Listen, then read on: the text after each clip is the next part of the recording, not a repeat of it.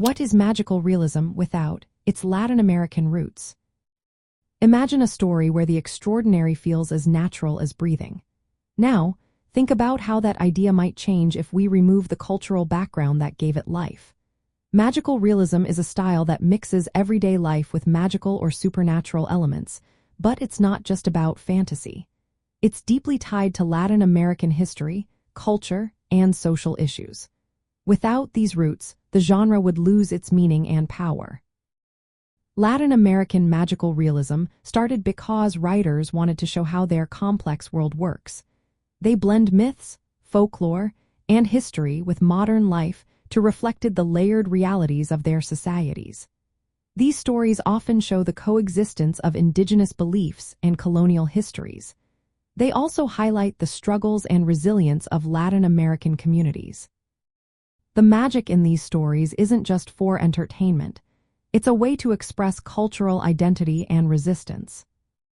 The idea of lo real maravilloso, or the marvelous real, was popularized by Latin American writers like Alejo Carpentier. They wanted to emphasize that the extraordinary is part of everyday life in Latin America. Writers such as Gabriel García Márquez, Isabel Allende, and Jorge Luis Borges used magical realism to explore themes like colonialism, cultural mixing, political oppression, and the blending of different worldviews. Their stories reveal the contradictions and richness of Latin American life. If we take away the Latin American context, magical realism becomes just a style, losing its connection to the social and political realities it was born from. It might still be visually appealing but would lack the critical voice that challenges perceptions of reality. Globally, other cultures have adapted magical realism, but these versions often miss the specific historical struggles and cultural tensions that make Latin American magical realism so powerful. In Latin America, magical realism invites readers to accept that the magical and the real are part of daily life.